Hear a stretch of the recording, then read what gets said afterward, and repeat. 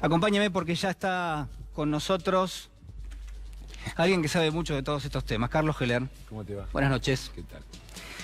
Bueno, a ver, yo planteaba algunas cuestiones que son centrales y digo, no son nuevas, pero llama la atención de que no haya ningún tipo de reacción, ¿no?, por parte del gobierno. ¿No hay un acuse de recibo de todo esto? A ver, primero estoy totalmente de acuerdo con lo que dijiste. Es difícil agregarle cosas porque hiciste una descripción bastante completa.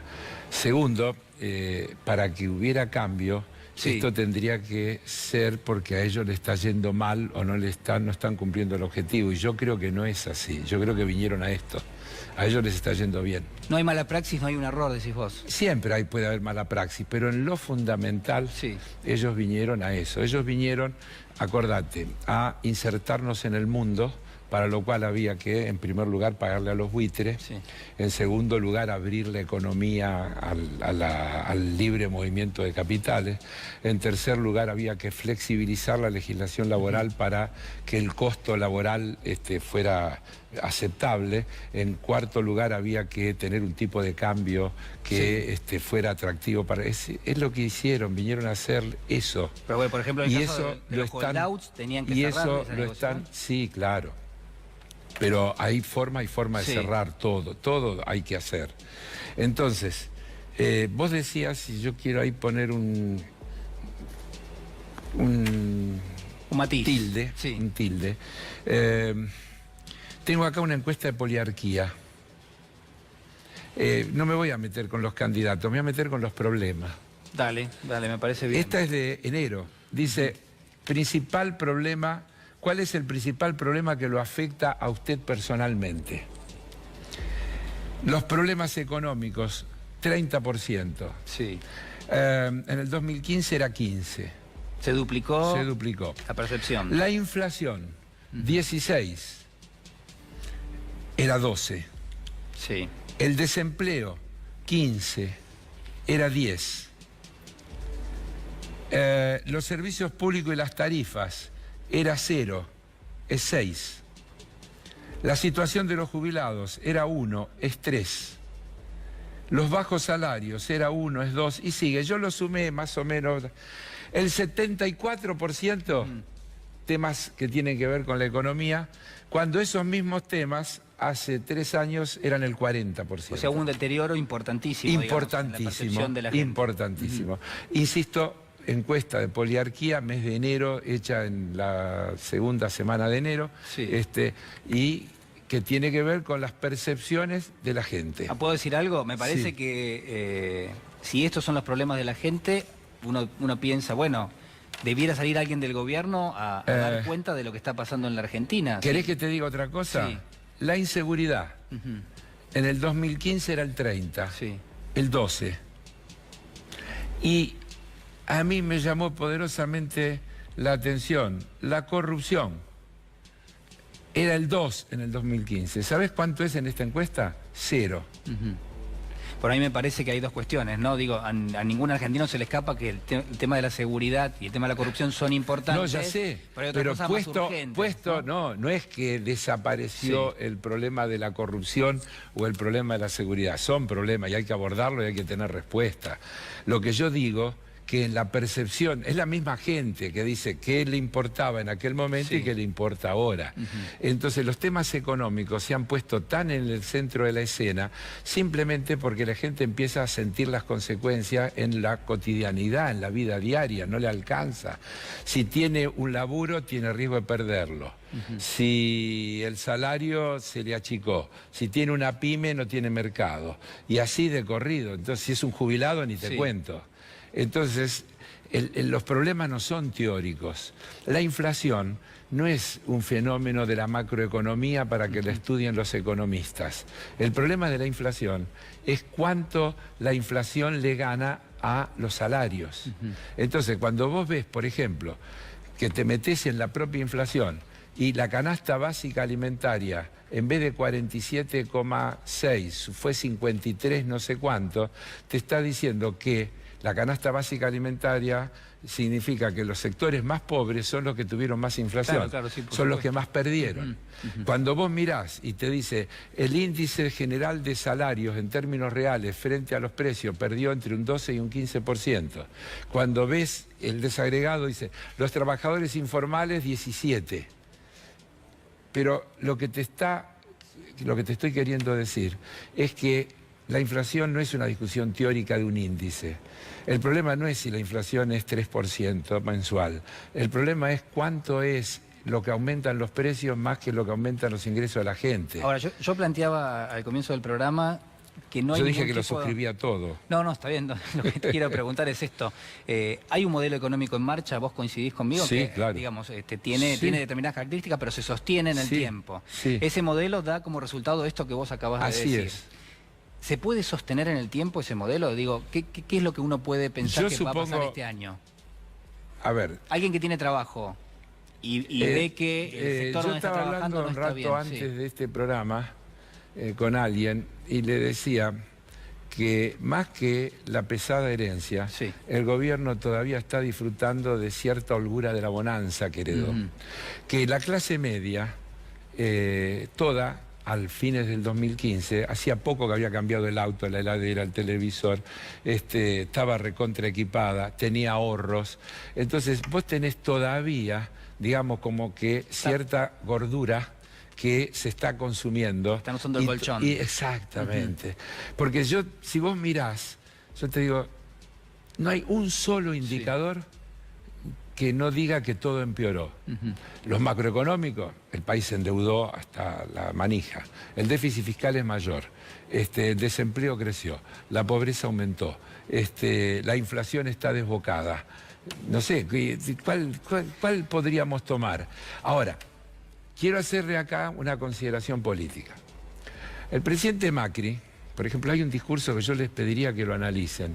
Que hizo en Puerto Madryn, ahí con 2 o 3 trabajadores, con casco y demás, donde él está, y lo voy a graficar, está hablando así con el micrófono, cambia de mano y dice, miren, la salida es por acá. Es por acá. Claro, es por acá. Pero no es casual el cambio de mano. La salida es por derecha. Es por la derecha. La salida es por la derecha. Pero no hacía falta ni siquiera que cambiase de mano. Pero cambió de mano. Claro. Pero no se animó a decir la salida es por acá. Dijo la salida es por acá. Pero inmediatamente dijo no hay otro camino. Cada vez estoy más convencido que este es el único camino. Y ellos construyen un escenario además de pensamiento único, donde hasta construyen la oposición dentro del oficialismo. Claro, entonces Carrió es opositora, y entonces tienen todo el espectro ahí. La salida es por acá. No hay alternativa a este camino. Bueno, son elementos propios del liberalismo. Así ¿no? es. Es elemento de que no hay otra alternativa. No hay otra alternativa. De que hay una sola receta. Y eso es lo que tratan de construir. Y eso, con una formidable maquinaria, digamos, comunicacional, logra poner... Es decir, vos lo decías al principio, lo peor ya pasó. Este año el discurso va a ser, en el segundo trimestre los índices van a empezar a ser mejores, simplemente porque los comparativos con el año 2018 son terroríficos. No hace falta mejorar nada para que puedan decir estamos mejorando. Entonces lo peor ya pasó, va a adquirir una notoriedad muy grande. Ahora, sí, Carlos, yo tengo una pregunta. A ver, hay un sector de la sociedad que obviamente está evaluando en votar al gobierno nuevamente, a pesar de todo lo que estábamos diciendo. En esta encuesta está. Está bien.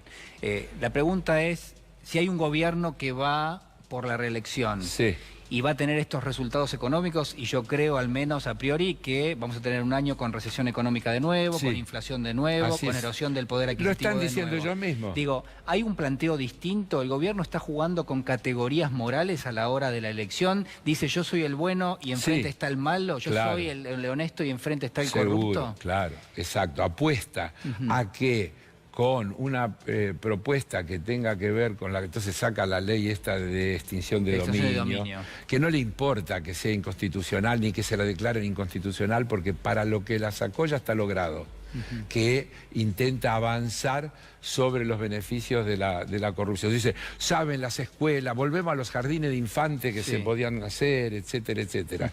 Eso es lo que se va a tratar de instalar. Yo te digo, si pusieras en la balanza la plata que el Estado Nacional deja de percibir por la facturación en países de menor tributación que hacen las multinacionales, es el mayor foco que habría que atacar, y eso no quiere decir que no hay que ocuparse de la corrupción. Yo creo que la única manera de combatir la corrupción es creando activos mecanismos de participación de control popular en todos los planos. O sea que yo vengo elucubrando esto incluso con la seguridad. Yo creo que lo que la Argentina necesita es más participación ciudadana. Lo que la Argentina necesita es que, por ejemplo, el control de los servicios públicos esté cerca de la gente, que la gente tenga acceso. No necesitas confiar en el ciudadano honesto, milagroso que te va a resolver el problema. Bueno, vos estás planteando ahí algo muy interesante. Estoy planteando... que se pierde la dimensión... Así es. De hasta qué punto la Argentina se ve afectada, por ejemplo, por la recesión económica. Digo, ¿cuántos puntos de crecimiento ha perdido la Argentina? ¿Cuánto es eso en dinero, en definitiva? Y vos fíjate, el presupuesto 2018, que fue presentado como el presupuesto de la verdad, tenía planteado que la Argentina en el 2018 iba a crecer 3.5 el PBI. Estamos discutiendo si decreció 2, 2,3, 2,5. Claro, son casi 6 puntos. Es decir, que le erraron por 6. 6 puntos. Ahora, alguien que le erra por 6 está complicado desde el punto de vista de la confiabilidad. En 28 de diciembre de 2017 corrigieron la pauta inflacionaria para el 2018 y dijeron que iba a ser del 15%. 47,6. Otra vez, el triple. Es pavoroso el error o la diferencia que hay entre lo que te dicen que va a pasar y pasa. Ahora está, hoy lo veía, recién ustedes lo estaban mostrando, a Duhovne hablando del 2019, él dice ya, no es que vamos a crecer, porque vos mostraste dos cosas, uno Duhovne diciendo estamos creciendo y otro diciendo, bueno, vamos a tener un decrecimiento del 0,5. Los tutores dicen 1.7. ¿Quiénes son los tutores? ¿Fondo? ¿El gobierno tercerizó? ¿Tenés duda que son los tutores? Digo, ¿el gobierno tercerizó el manejo de la economía? Es decir, dijo, bueno, yo hasta acá llegué, a partir de ahora háganse cargo ustedes, ¿le dijo así al Fondo Monetario? Yo creo que el gobierno fue a buscar el paraguas del fondo para poder hacer lo que sin el paraguas del fondo no podía y con eso obtuvo una cierta legitimación. Entonces, ¿qué tiene para exhibir? Las felicitaciones de Lagarde. Entonces, ese es el tema. Lagarde le dice, van muy bien, los felicito, han sobrecumplido la meta. ¿Viste? Han sobrecumplido la meta del déficit fiscal, porque en vez de 2,7 fue 2,4. Pero cuando te metes en el análisis, ¿sabes cómo la sobrecumplieron? Con un recorte fenomenal del gasto en salud, educación, ciencia y tecnología, en las jubilaciones, en los salarios del sector público, etcétera, etcétera, etcétera. Es un sobrecumplimiento con un costo social pavoroso. Ahora nos dicen que este año vamos a tener déficit fiscal cero.